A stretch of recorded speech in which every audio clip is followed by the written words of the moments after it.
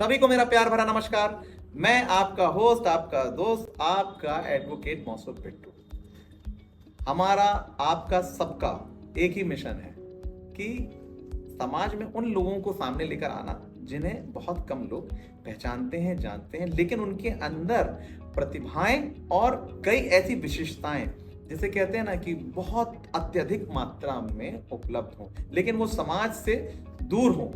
ऐसे ही एक व्यक्तित्व, ऐसी ही एक शख्सियत जो कि बहुत ही देखने में तो साधारण है, लेकिन जब आप उनसे मिलेंगे, उनसे चर्चा करेंगे तो बहुत असाधारण है और चमक दमक कैमरे से बहुत दूर रहने वाले, लेकिन हमने उन्हें कैमरे के सामने ले आया है। लीजिए, मिलिए डॉक्टर मुकेश सिन्नरकर जी से। कैसे हैं डॉक्टर साहब? क्या हालचाल है? बिल्कुल फर्स्ट क्लास। स्वागत है आपका बैठक विद बिट्टू। धन्यवाद। इनके विषय में बताना चाहता हूं। कटनी में रहने वाले, साधारण से दिखने वाले ये बहुत ही असाधारण व्यक्तित्व डॉक्टर साहब हैं और इनके द्वारा रचित लिखित पुस्तकें बाकायदा बेची जाती हैं। लोग इसे बहुत शौक से और बहुत उपयोग के रूप में इनकी पुस्तकों को खरीदते हैं। पब्लिकेशन के भी माध्यम से इनकी पुस्तकें बिकती हैं और देश के साथ साथ विदेशों में भी बल्क में, ऐसी जानकारी लगी, बल्क में इनकी पुस्तकें बिकी। और इसी के साथ ही साथ मैनेजमेंट के ये गुरु माने जाते हैं। कटनी में अनेकों जगह ये अपनी सेवाएं दे रहे हैं। डॉक्टर साहब, कहाँ जन्म हुआ आपका? मेरा जन्म मध्य प्रदेश का ही है, भोपाल राजधानी। भोपाल में, और वर्तमान में आप कटनी? वर्तमान में कटनी। परिवार का माध्यम कैसा रहा डॉक्टर साहब आपका? मिडिल क्लास फैमिली थी, माता पिता दोनों गवर्नमेंट सर्विस में थे जी। बस मेरा बॉर्न तो बाहर है, लेकिन ब्रॉटअप कटनी की है। लगभग आप कटनी के? लगभग कटनी की। और आपके बहन भाई कितने? बहन भाई? 2 बड़ी बहनें हैं, एक छोटा भाई। एक बड़ी बहन का स्वर्गवास अभी पिछले 5 साल पहले हुए हैं। जी। एक जो दूसरे नंबर की बहन है मेरे से बड़ी, जी। वो अपने परिवार के साथ पुणे में सेटल है। जी। छोटे भाई हैं, वो शिक्षा विभाग में अधिकारी हैं, यहीं कटनी में पोस्टेड है। सभी गवर्नमेंट जॉब में है, मुझे छोड़ करके। अरे ये भी एक महज इत्तेफाक है। अच्छा, एजुकेशन में आपका कैसा रहा? एजुकेशन क्या क्या आपने पढ़ाई की? लगातार जो पहली पढ़ाई हुई वो स्नातक तक तो कटनी में हुई। उसके बाद कंप्यूटर कोर्स करने के लिए बाहर चला गया। लौट करके आए तो फिर कंप्यूटर के पेशे में आ गए, training centre, software development, automation, इसमें। इसके बाद 1994 में, हाँ 86 में, 87 में मेरा हो गया था बीकॉम। यहाँ 94 में फिर एमकॉम किया। और उसके बाद 1997 में जब एक पुणे की एक प्राइवेट यूनिवर्सिटी है, उसका एक स्टडी सेंटर यहाँ पे आया, तो फिर मैंने उसमें MBA ज्वाइन कर लिया। तो 1997 से शुरू किया MBA करना, वो 2001 में जाकर के कम्प्लीट हुआ। इस तरीके से आज की तारीख में बोला जाता है MCOM, MBA, PhD। बहुत बढ़िया। और मुझे ऐसी जानकारी लगी है कि कटनी का पहला कंप्यूटर आप ही लेकर आए थे, बात सही है? जी। देखिए, बहुत बड़ी बात है ये कि कटनी के अंदर पहला कंप्यूटर लाने वाले जो शख्स हैं आज हमारे साथ बैठे हुए हैं। कैसा लगता था जब उस दौर में कंप्यूटर को आप कटनी में लेके आए? कैसा था वो दौर? लोग बाग आते थे पूछने के लिए, देखने के लिए कि कटनी में कंप्यूटर आया है, चलो देखने के लिए। कुछ तो लोग ऐसे भी चले आए कि मेरा बेटा गुम गया है या रिश्तेदार का बेटा गुम गया, कंप्यूटर से पूछ के बता दो कब तक मिलेगा। अच्छा, ऐसा भी होता था? ऐसा भी होता था। अरे वाह। अवेयरनेस बिल्कुल नहीं थी। जी जी जी। पूरी अवेयरनेस लाई, धीरे धीरे ऑटोमेशन इंट्रोड्यूस किया। आज जिस समय हमने काम शुरू किया था, उस समय सारे काम ऑटोमेटिक तो कोई होते नहीं थे, हाथ से होते थे। और धीरे धीरे सॉफ्टवेयर इंट्रोड्यूस किया, बाहर के सॉफ्टवेयर लाए, साथ में सॉफ्टवेयर डेवलप करवाए रिक्वायरमेंट देख करके, और फिर आज की तारीख में पूरा ऑटोमेशन जो है यहाँ पे चल। देखिए, कटनी में पहला कंप्यूटर लाने वाले, और आज देखिए चारों तरफ बिना कंप्यूटर के कुछ नहीं होता, और पहला कंप्यूटर लाने वाले आदरणीय डॉक्टर साहब हमारे साथ हैं। और जब आप कंप्यूटर लेकर आए तब आपको मालूम था कि कंप्यूटर का भविष्य इतना उज्जवल होने वाला है? हाँ, ऐसी चर्चा तो थी। ऐसी चर्चा थी? चर्चा तो थी, बिल्कुल बिल्कुल। और इसी चर्चा को आपने आगे बढ़ा दिया और इसी से आकर्षित होकर के मैंने कंप्यूटर की लाइन में कदम रखा था। बहुत बढ़िया, बहुत बढ़िया। और आपने फिर कंप्यूटर के क्षेत्र में कटनी में कैसे काम किए, क्या काम किए? देखिए, ऑटोमेशन का ही मेरा काम था। पहला ट्रेनिंग का काम था, लोगों को इंट्रोड्यूस करना कि कंप्यूटर होता क्या है, कर क्या क्या सकता है। तो जैसे ही काम चालू किया, मेरी उम्र 21 साल की थी पहली बार। तो दूसरा, जब काम चालू किया तो कटनी के बड़े बड़े लोग आए यहाँ पर ACC कंपनी, वहाँ के सारे इंजीनियर्स मुझे कॉन्ट्रैक्ट किया कि सबको ट्रेनिंग देना है। मेरी उम्र 21-22 साल, सामने बैठे 50-50 साल के, 55-55 60-60 साल के। तो एक वो समय था, कटनी के सारे बड़े बड़े यूनिवर्सिटी जो कि आयु में, ओहदे में, हर तरीके से मुझसे बड़े। मैं 21-22 साल का लड़का पढ़ा रहा हूँ, सब बड़े बड़े लोग। उन मर्यादाओं को ध्यान में रखते हुए भी चीज़ों को बताना भी है, सारी मर्यादाओं का भी ध्यान रखना है, करके आगे बढ़ते चलेंगे। और बात करते करते डॉक्टर साहब, आपसे हम ये जानना चाहेंगे कि आपका कोई छात्र जीवन का कोई वाकया, कोई बात जो आप बताना चाहें, जो अनुभव देना चाहें। मैं एक एवरेज स्टूडेंट था, मेरिट में तो कभी आया नहीं। जी जी जी। हाँ, फर्स्ट क्लास आता था, एक आध बार ग्रुप सेकंड आया हूँ, बाकी फर्स्ट क्लास आ जाता था। ऐसा कोई मेरिट स्कॉलर नहीं था, सामान्य था पढ़ने के लिए। जी जी। हाँ, एक वाक्य जो स्टूडेंट लाइफ का है, लेकिन स्टूडेंट लाइफ से बाहर आने के बाद पता चला। मेरे को क्लास 8th में एक शिक्षक पढ़ाते थे, RP राय नाम था, अब तो नहीं है इस दुनिया में। एक बार किसी 40 साल बाद जब उन्होंने मुझे पढ़ाया था, उसके 40 साल बाद किसी कार्यक्रम में वो मिले, मैं गया, उनका चरण स्पर्श किया। मैंने कहा सर, मुझे पहचाना, तो मेरे तरफ देखे, बोले वो तुम निगमानंद झा और मुकेश चंद्रकर के बैच में थे ना?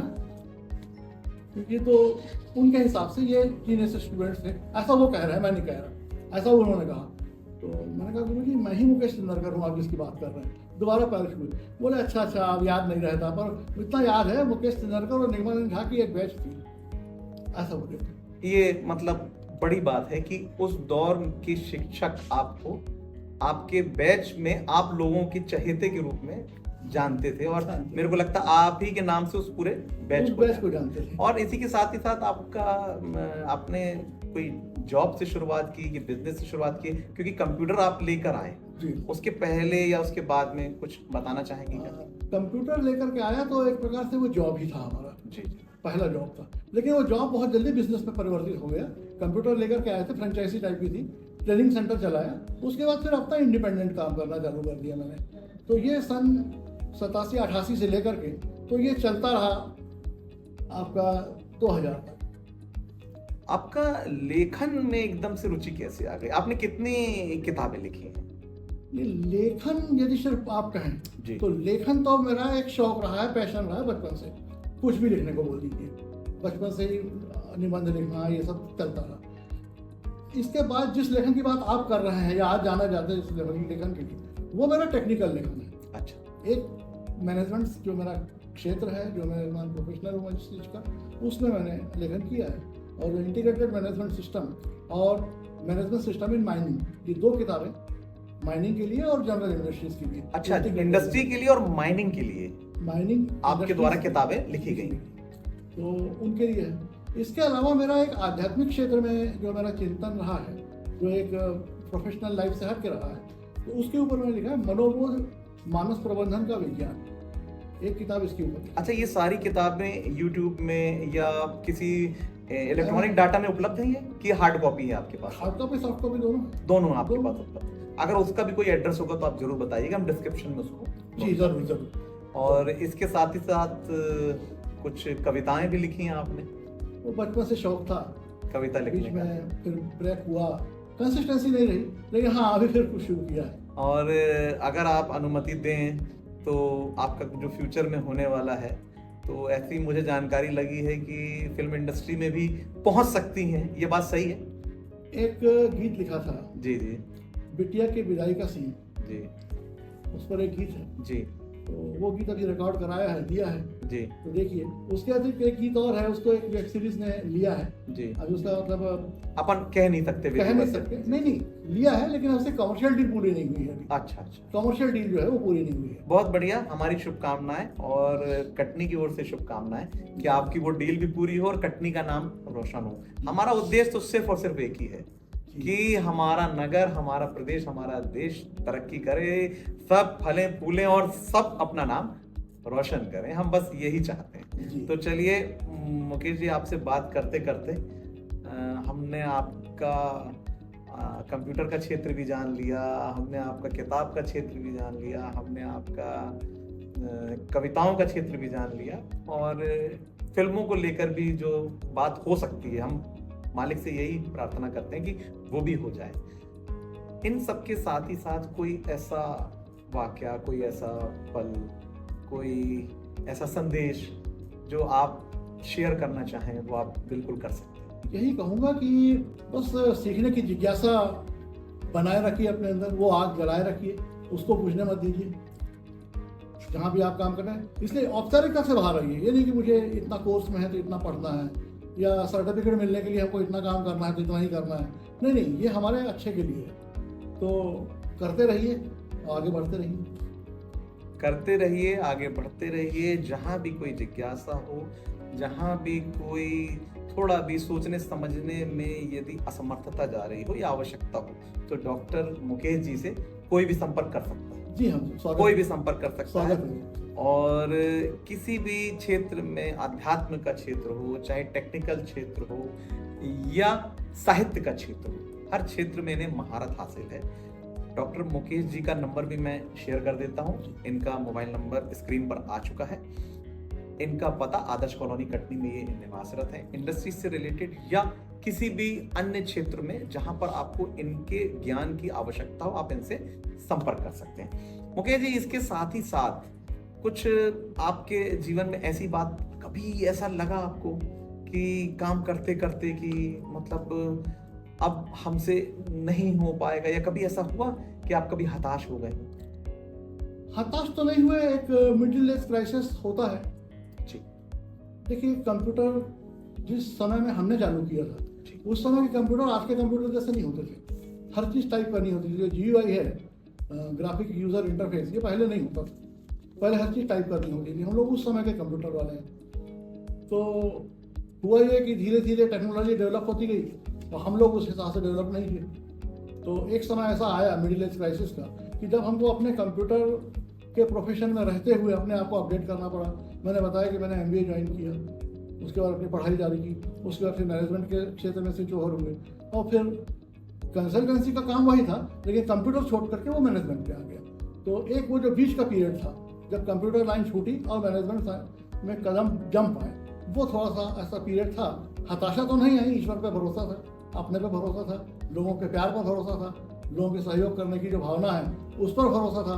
वो सब मिला और उससे आप उभरे ऐसे कि लोगों के प्यार से, लोगों के स्नेह से, लोगों की बिल्कुल, बातों से। बिल्कुल देखिए, ये भी एक अनुभव मिल रहा है हमें देखने समझने को कि जब आप कभी थोड़ा सा हताश हो तो लोगों का, जो पॉजिटिव लोग हैं, उनके प्यार से, उनके उत्साह से और उनके स्नेह से भी अपने आप को रिकवर किया जा सकता है। और यही मुकेश जी का एक अनुभव है। लोग कहते हैं कि बिना सयानों की, यानी बिना बुजुर्गों की जो बारात जाती है उसमें जरूर लठ पड़ते हैं, एक पुरानी कहावत है। तो आज हमारे पॉडकास्ट में हमारे एक सीनियर, एक तजुर्बेकार व्यक्तित्व आज आए और हमसे कुछ बातें शेयर करें। ये हमारे लिए बहुत बड़ी बात है। आपको हम हृदय की गहराइयों से धन्यवाद देते हैं और हम चाहते हैं कि भविष्य में आप और प्रगति करें। कटनी वालों, नगर वाले, प्रदेश वालों और देश वालों के लिए भलाई का आप काम करते चलें। और बैठक विद बिट्टू के बारे में यदि आप कुछ कहना चाहें, आपका कोई संदेश हो, तो आप 2 शब्द जरूर कहें। 2 शब्द नहीं, बहुत कुछ कहने के लिए है। बहुत अच्छा काम कर रहे हैं और करते रहिए इसमें, क्योंकि देखिए, प्रकाश में लाने के लिए तो ज़रूरत है किसी की। आप जो काम कर रहे हैं ये बहुत इम्पोर्टेंट काम है, क्योंकि जब तक किसी को प्रकाश में नहीं लाया जाएगा पता नहीं चलेगा। आपका प्रयास बहुत सराहनीय है और मैं ईश्वर से प्रार्थना करता हूँ कि इस तरीके से आगे बढ़ते हैं और लोगों को निकाल करके लाइए प्रकाश में। जो अंधेरे और गुमनामी में बिल्कुल बिल्कुल। हम तो कहते हैं डॉक्टर साहब, हम प्रकाश क्या, हम लोग तो टॉर्च लेके चल रहे हैं। जो हाँ, हमको जो दाएं बाएं कोई नहीं भी दिखता तो भी हम उसको देख लेंगे। और आज इस पॉडकास्ट के माध्यम से हम आप सबको बताना भी चाहते हैं, यदि आपको भी कोई ऐसी हस्ती, कोई ऐसी शख्सियत लगे जिसका जो वास्ता हो हमारे समाज से हो, जिसे लाने से निश्चित रूप से एक अच्छा उसका एक संदेश जाए, तो हम निश्चित रूप से उनका यहाँ पर स्वागत करेंगे, वंदन करेंगे, अभिनंदन करेंगे, कुछ बातें करेंगे। डॉक्टर साहब देखिए, बैठक विद बिट्टू जब भी होती है तो हम एक बार एक सर्वे जरूर करते हैं जी। हमने आपका सर्वे किया और हमें हर जगह से जानकारी लगी कि बड़े सरल स्वभाव के, बड़े हंसमुख हैं। आखिर क्या कारण है आपका ये सरल स्वभाव? मतलब ये आपको विरासत से मिला हुआ है या आपने इसको अब आने वाले समय या वर्तमान के समय के हिसाब से आपने इसको ढाला होता है? कठिन होकर क्या मिल जाएगा? और क्या कारण है कठिन के जी कठिन होने का? जी एक मुझे किस्सा याद आता, सुना है मैंने कहीं कि किसी ने एक बार एक मटके से पूछा कि भाई तुम इतना ठंडे कैसे रह लेते हो? मटके ने बोला जैसे मालूम है कि जिसका आदि भी मट्टी है, अंत भी मट्टी है, उसको गर्मी कहाँ से आएगी? क्या बात, क्या बात। बड़े बड़े धनवान आए, बड़े बड़े कुबेर आए, बड़े बड़े ताकतवर आए, बड़े बड़े विद्वान आए, बुद्धिमान आए, सब चले गए। हमारा क्या, कितना रहने वाले हैं? जो गर्मी चर्चा के दौरान डॉक्टर साहब से काफी अच्छी चर्चा हो गई। और डॉक्टर साहब, आप अपने जीवन में हसीन पल किसे मानते हैं? अगर आप बताना चाहें, शेयर करना चाहें तो जरूर शेयर करिए। हर पल हसीन है, ये पल बहुत हसीन है। बैठक विद बिट्टू। देखिए ऐसा है कि बड़े भाग मानुष तन पावा, ये नरदेह मिला, यही हसीन है। सही, नरदेह के बाद स्वस्थ शरीर मिला, बड़ी बात। ये बड़ी बात है। स्वस्थ दिमाग मिला, ये बड़ी बात है। कुछ कर पा रहे हैं, ये बड़ी बात है। साधन आपके पास है, ये बड़ी बात है। अच्छे दोस्त आपके पास है, सहयोगी आपके पास है, ये बड़ी बात है। ये सब हसीन पल है। और उसके बावजूद भी सब अच्छा कुछ कर लो, लेकिन किसी को बताने वाले मसू पिट्टू जैसे लोग नहीं मिले तो वो भी सब व्यर्थ है। वो भी मिल गया, अब इससे हसीन पल और कहते हैं। क्या बात है, क्या बात है। डॉक्टर साहब जो हैं, इन्होंने अपनी सीनियरिटी का, अपने अनुभव का लबरेज होकर, परिपूर्ण होकर हमें एक एक प्रश्नों का जवाब दिया। हम बहुत आपके लिए क्या कहें, हमारे पास शब्दों की कमी है। बस हम यही कहेंगे कि आपका और उज्जवल भविष्य हो और आप समाज के लिए कुछ अच्छा कर सकें।